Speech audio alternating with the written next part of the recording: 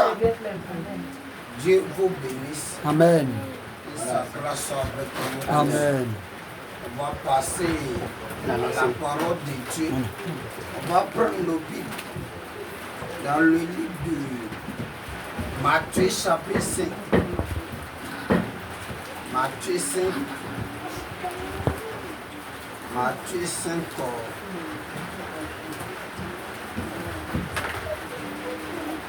Matthieu 5.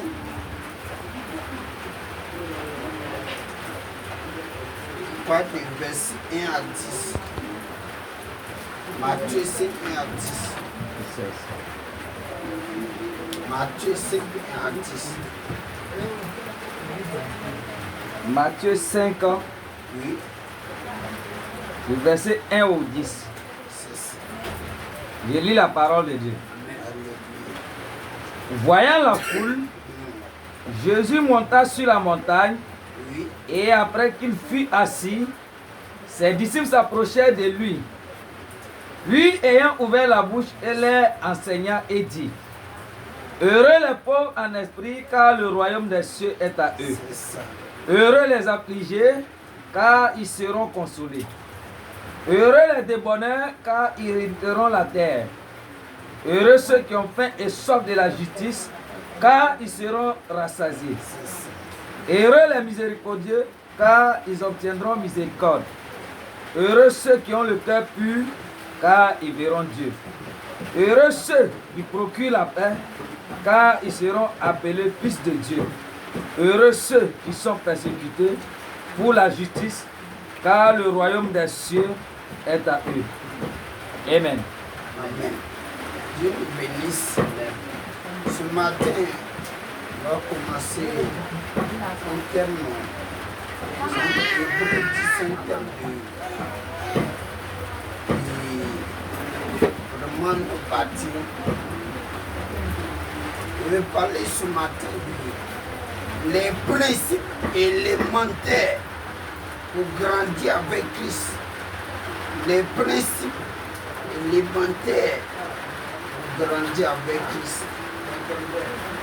Les principes élémentaires pour grandir avec Christ. Nous avons vu que quand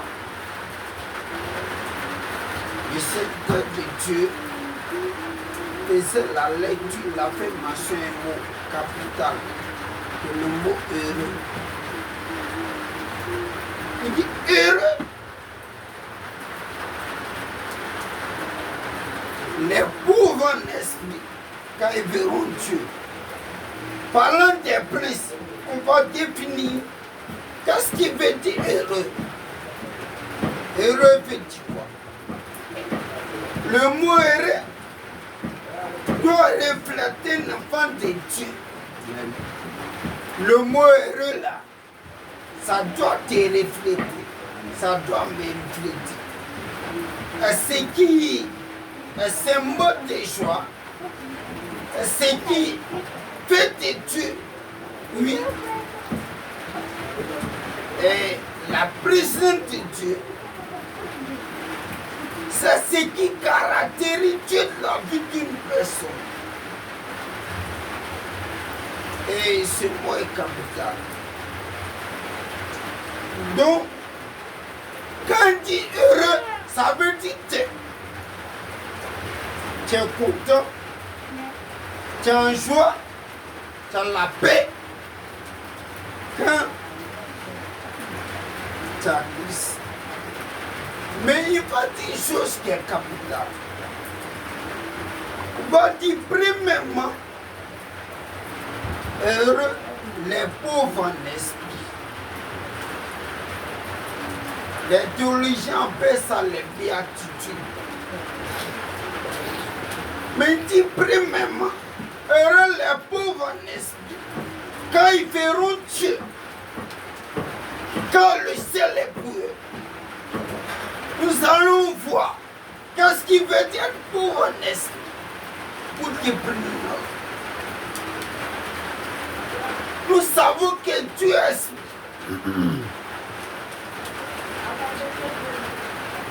Écrivez, nous savons Écrivez, Dieu est esprit. Dieu est esprit. Jean 4, 24, Dieu est esprit. Donc, quand nous recevons Jésus-Christ, Dieu l'esprit. Quand on reçoit Jésus-Christ, le Saint-Esprit entre en communion avec notre esprit. Je répète, Dieu est esprit. Donc quand nous recevons Jésus-Christ, le Saint-Esprit entre en communion avec notre esprit.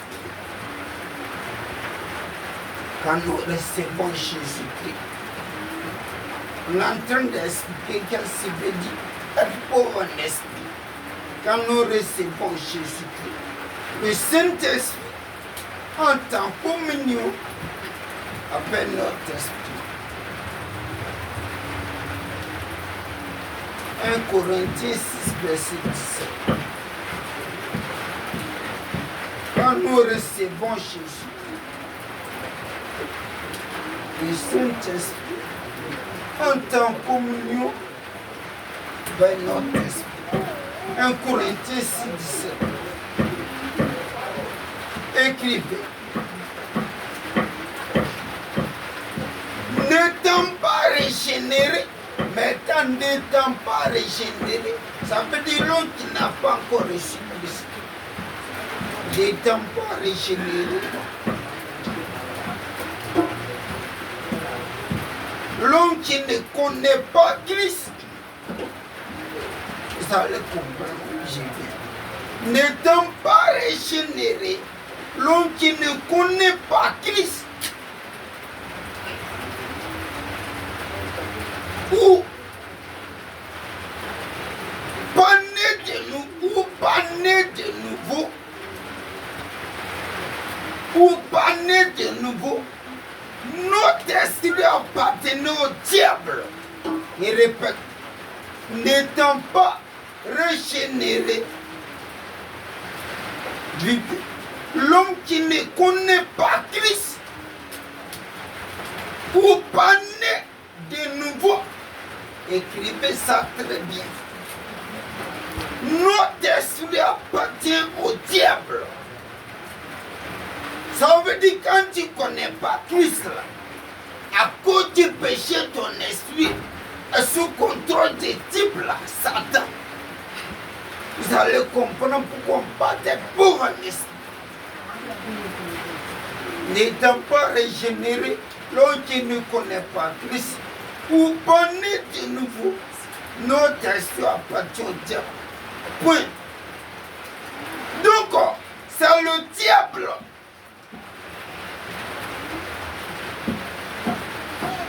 C'est le diable qui est le maître.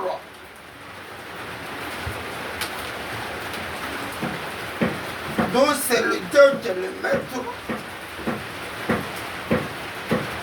Ou qui contrôle. Qui est le maître ou qui contrôle notre esprit. Donc, notre esprit appartient au diable. Quand tu n'es pas né de nouveau. Donc, c'est le diable qui est le maître ou qui contrôle notre esprit.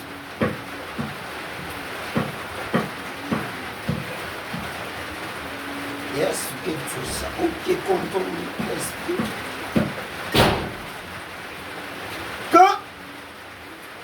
Quand il le contrôle, quand il le contrôle, quand il le contrôle,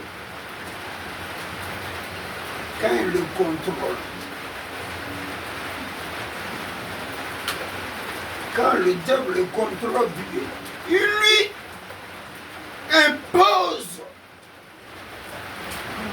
sa volonté.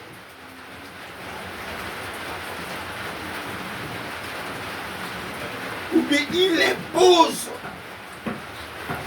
sa volonté à notre esprit.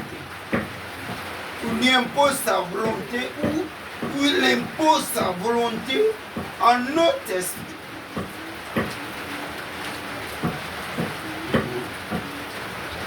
Vous allez comprendre. Conséquence.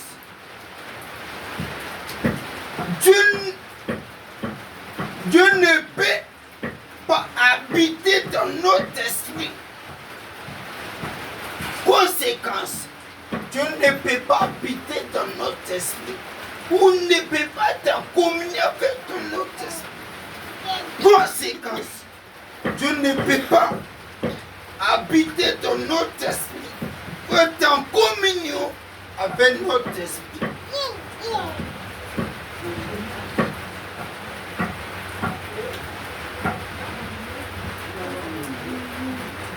Ne peut pas habiter notre esprit, être en communion avec notre esprit. Éphésiens 2, 1 à 2.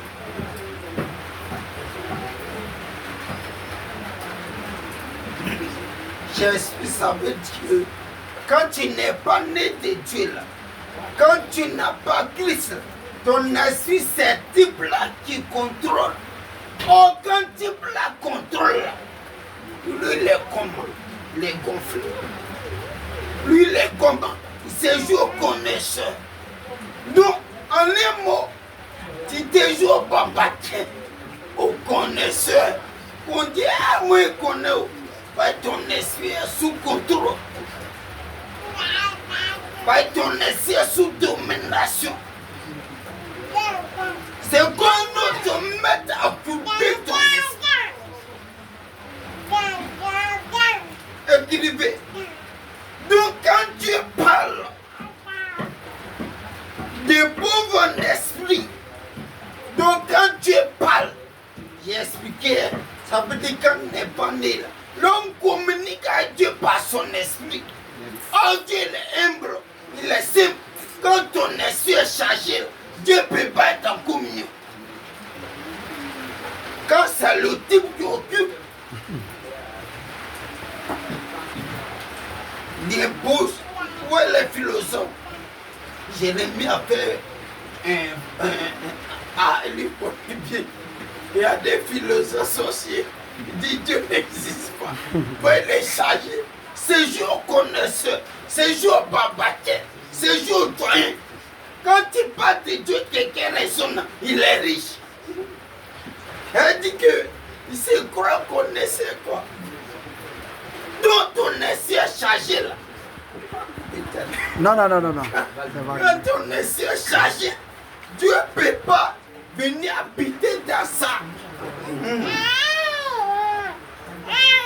Donc quand Dieu parle, écrivez, quand Dieu parle de pauvres esprits, quand Dieu parle de pauvres esprits, voici ton esprit n'est pas chargé, si tu n'es pas connaisseur, tu dois être pauvre esprit, vois Dieu.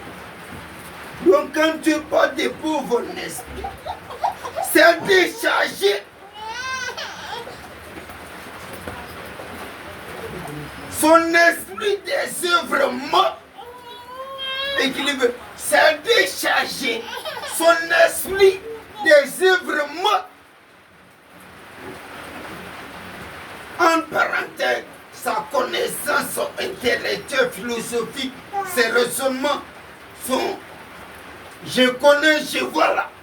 C'est de décharger ta coutume, ta tradition, tes raisonnements. En un mot, c'est vider ton esprit de tout ce que tu prends te glorifier pour que Dieu occupe ça. Sinon, ils vont, moi je connais, moi là. Bon, quand tu connais, n'a plus péché. Jésus a dit, je ne suis pas venu. Oui. Appeler à la repentance ceux qui disent sont justes là. Mais ceux qui ont besoin de lui. Quelqu'un qui est riche en esprit, il va te citer tout là-bas. Il faut voir sa vie. Tu vas témoigner. Donc, ça s'est déchargé des œuvres, mettez en parenthèse, tradition, coutume, connaissance, Chanel, tout ça là. Etc. connaissant philosophie, tradition, coutume, tout ça. Ton père donne le caution. Et moi, t'es pas l'état dit, je m'en adore. Moi, c'est le que je connais. Moi, c'est quand tu vas dire ça. Tu vas, nous tous, on a raisonné. Je me souviens, en 3, je ne m'étais pas encore converti. Ils sont allés faire préparer le PC. Et un jeune qui m'a évangélisé, il a évangélisé aussi. Il a démontré par Hébé que son Dieu est fort. Il a bien évangélisé. Il t'a sauvé. Ils l'ont en train de coucher avec mon matin. Ma maison était bien rangée. Il dit bon, l'eau est montée. Il va être placé moi. Il va voir ma musique. Il va faire mes bouches. Il envoie chez moi. Il fait entrer maison vraiment. Il a oublié à faire des gosses. Il est retourné, il n'a plus parlé. Il était chargé, il connaissait. Il était babaté. J'avais le cocher, les communions, tout ça. Quand tu es riche là, Jésus n'est pas venu appeler ceux qui sont riches à la conversion. Si tu veux voir Dieu, déjà ton esprit. Faut enlever chez nous, fais pas ça. Chez nous, fais pas ça. Chez nous, faut enlever ton chez nous là. Faut vider ton esprit de tout.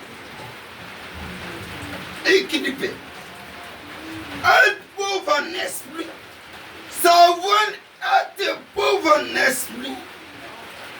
Savoir un esprit régénéré. Ça veut dire transformer. Amen. Un pauvre esprit. Première caractéristique, pour grandir à Dieu, là, il faut vider ton esprit. C'est pourquoi il dit les principes élémentaires des bases pour grandir à Dieu. Tu commences par là.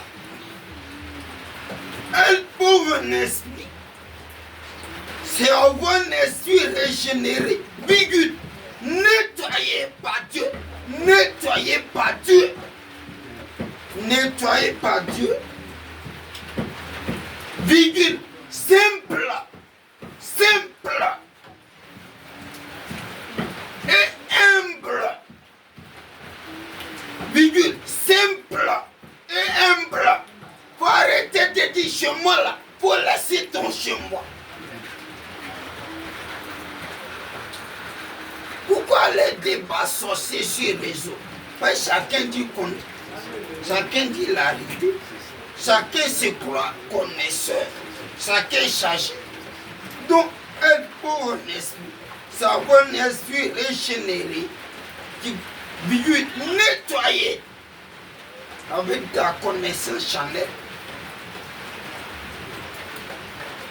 par Dieu, simple et humble. On veut dire, tu dois accepter qu'on t'enseigne. Tu dois accepter, même si un enfant t'enseigne, il ne faut pas toujours connaisseur. Souvent, ils sont pour évangéliser. Je vais parler à d'autres. Moi, je trouve des petits sont marrons. Dieu me dit, il ne faut pas parler. Et Dieu l'a arrivé. Passe. Il dit, l'arrivée passe. Oh, quand Dieu te montre la ville,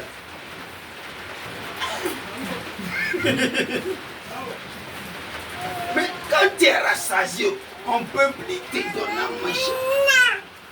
Un jour, il y a une personne, on donne à manger à celui qui est rassasié.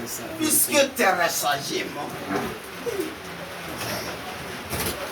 humble. Donc, celui qui est pauvre en esprit, et celui qui impose l'humilité de Dieu, qui ne se joue pas au connaisseur, qui laisse tout ce qui ça peut bloquer Dieu. Quand il t'approche de lui, il écoute, il prend note, et puis vraiment il veut grandir en vérité, si on n'accepte pas de ne pas séjour, si on n'accepte pas de dire que on ne connaît pas, on ne peut pas connaître. Mais si tu connais, Jésus lui-même qu'il est venu sur terre, lui qui a Dieu, il s'est fait enseigner. Il a passé 30 ans, il était dans la maison de la synagogue, tout ça. Donc, là, le premier point, la première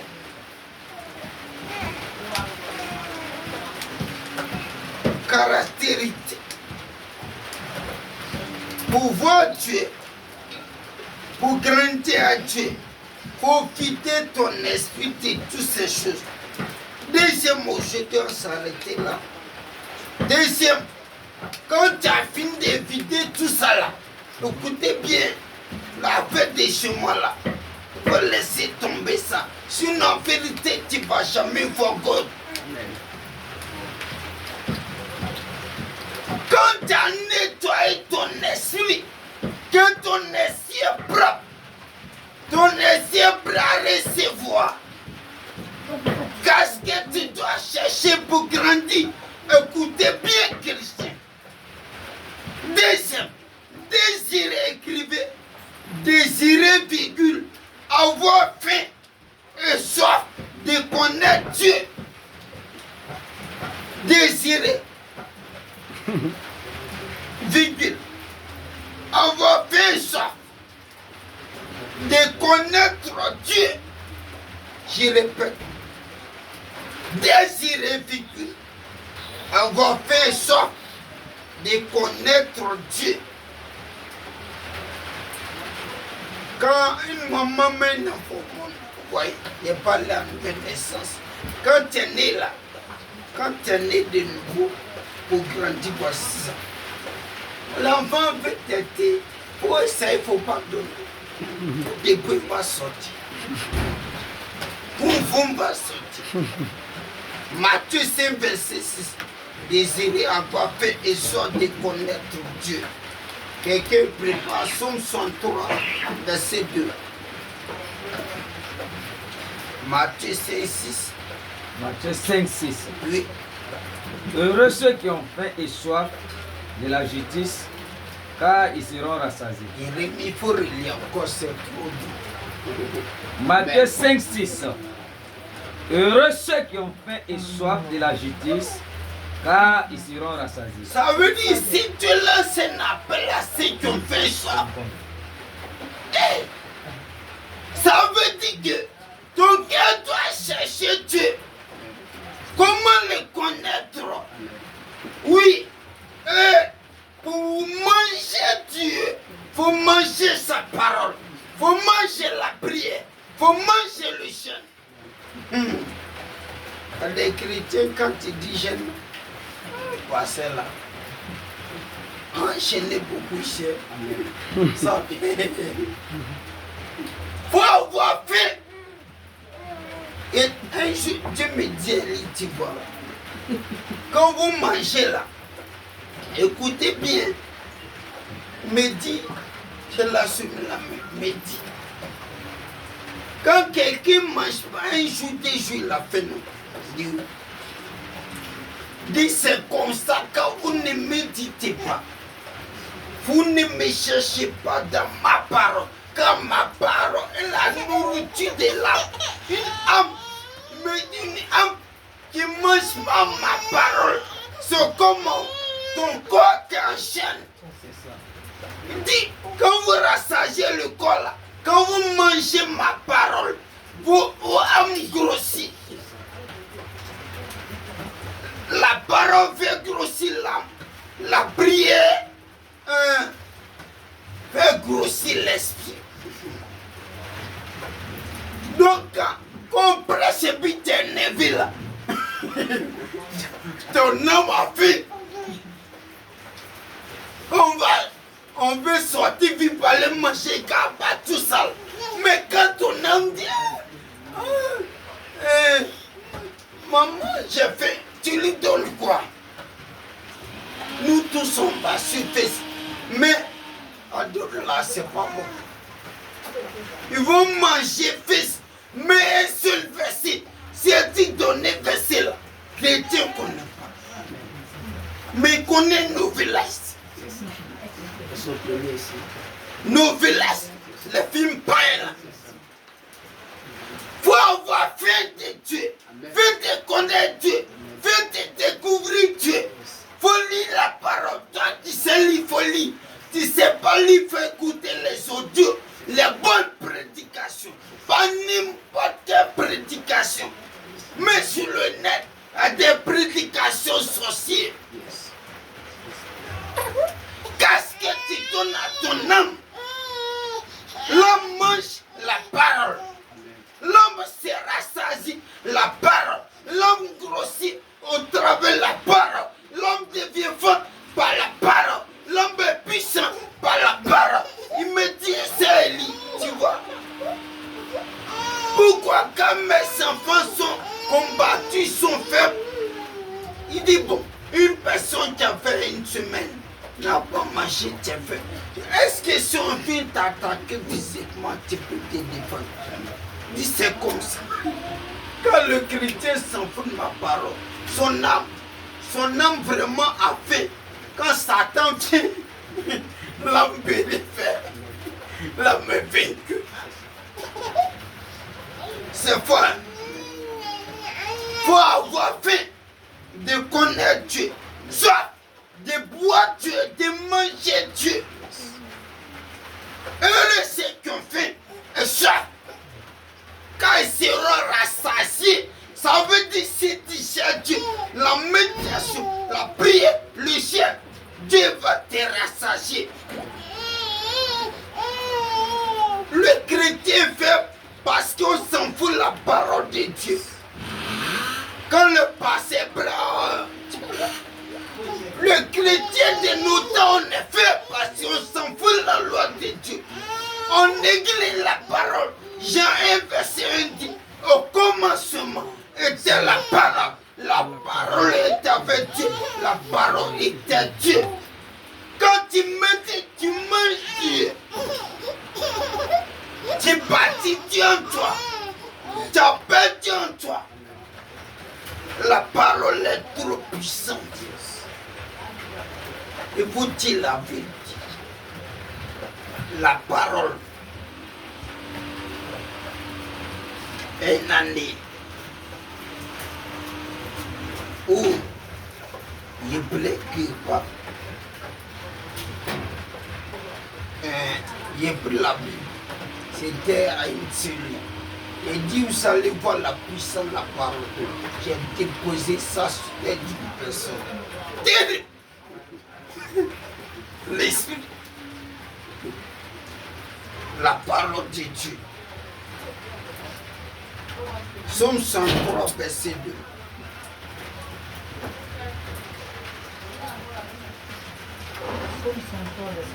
Oui. Oh Dieu, tu es mon Dieu, je te cherche. Mon âme a soif de toi. Mon corps soupire après toi. Dans une terre aride, desséchée sans eau. David dit, mon âme a soif de Dieu. Est-ce que ton âme a soif de Jésus-Christ? Terre aride, ça veut dire sans toi, l'eau c'est Dieu, c'est l'esprit. Je te cherche.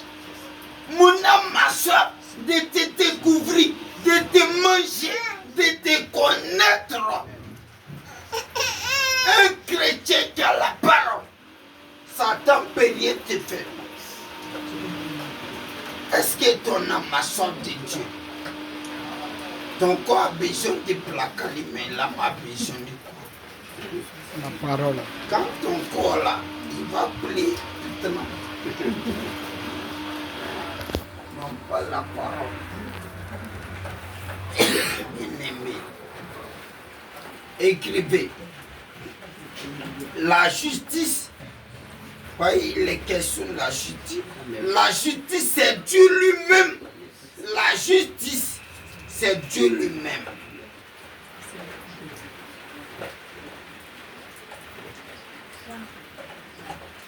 La justice, c'est Dieu lui-même.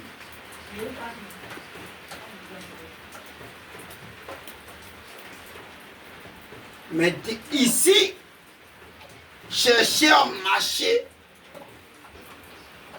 Cherchez à marcher, appeler à Dieu. Cherchez à marcher, appeler à Dieu.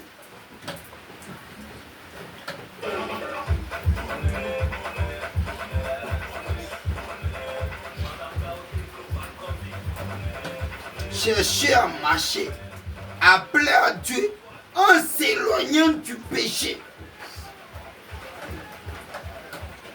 Virgule. En s'éloignant du péché.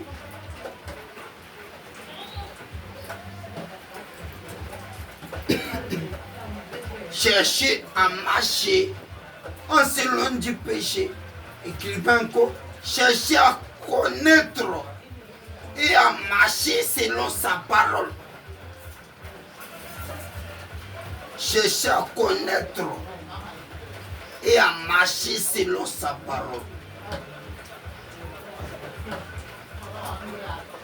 C'est désirer avoir fait naissance. Cherchez à connaître Dieu et à marcher selon sa parole. Et à marcher selon sa parole. Et à marcher selon sa parole. Chercher à connaître et à marcher selon sa parole. Donc, bien aimé, on doit chercher à connaître Dieu, à marcher selon sa parole, en s'éloignant du péché. Le totem de Dieu là, c'est le péché. Quand Dieu dit qu'il ne faut pas haïr ton frère, puis tu dis tête là, il ne peut jamais l'aimer. Satan te dit, ah bien de ma fille, c'est quoi il t'aime beaucoup. Pas la haine, c'est pour. Quand Dieu dit, il ne faut pas parler mal et puis tu dois. Quand tu fais plaire à Dieu, tu sanctifies ta bouche. Tu refuses de garder Satan dans ton cœur. Tu ne marches plus comme les païens. Si avant te connaissant comme une fille de taekwondo, un homme de kung fu, comme Ézéchiel avant. Il fait plus kung fu. Kung fu mais mort. C'est Christ. Amen. Maintenant, quand on te voit, tu es tout. Faut voir. Il y aura un témoin me concernant. Avant, dans ma famille, ils sont en direct dont je parle. Quand mes petits frères déconnent, ils les prennent, puis ils ont mis. Faut pas faire, faut pas manger. Quand je suis fâché là, Barry que les femmes m'ont puissé, il fait tout. Il prend ma mythe, il cache.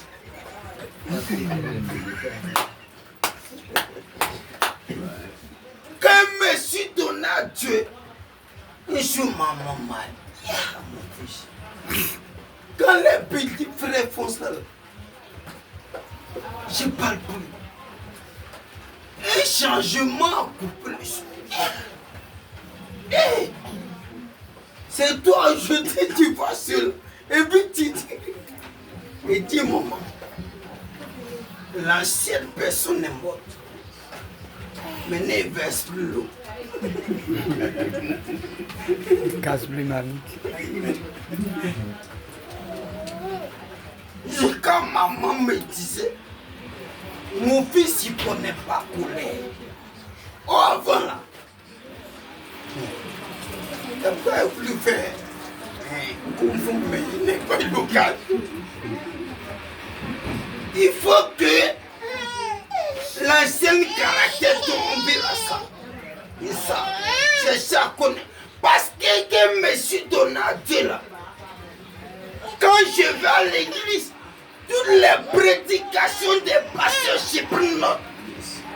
Tu peux de tout, mais son Bible enseignement là. Je ne jouais pas ça. C'est devant Dieu parle. J'aimais la parole. Je voulais mes os, mes nerfs, tout mon nez. Quand il me touche, il dit il est écrit. Il y avait un frère. Tellement lui et moi on aimait parole. On voit qu'un jour il va s'ouvrir. Lui et moi, par écran, après 3 jours, je suis venu, on causait comme ça. Un jeune prophète, on a causé de 8h à 14h, 15h, c'est il est écrit. Quand il est arrivé, Dieu a ouvert ses yeux. La vie, un ange derrière. Mon frère là, il y avait une Bible comme ça. Un ange. L'ange et la Bible, Satan va venir comment? Mais quand il t'assoit, c'est quand il a fait, qu'on a fait, comment Dieu va venir? Oui. Non, je vous dis vrai, j'aimais la parole. Dévorer la parole.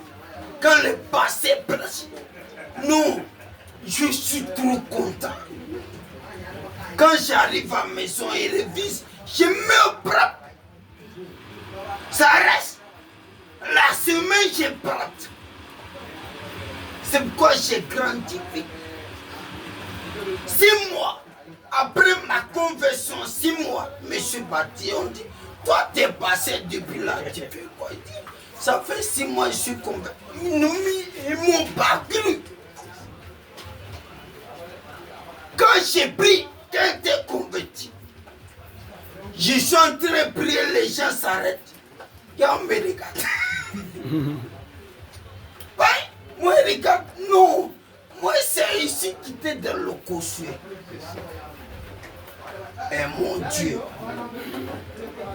aimons la parole. On va avoir encore. Il faut manger la Bible. Il faut aimer la Bible. Il faut aimer la parole que tout. Que télé, que tout. Il faut aimer connaître Dieu. Découvrir Dieu. Connaître sa parole. Grandir dans sa parole. T'affirmer dans sa parole. Être équipé par sa parole. Satan va fuir. Que Dieu nous bénisse. Au nom de Jésus. Amen. Amen.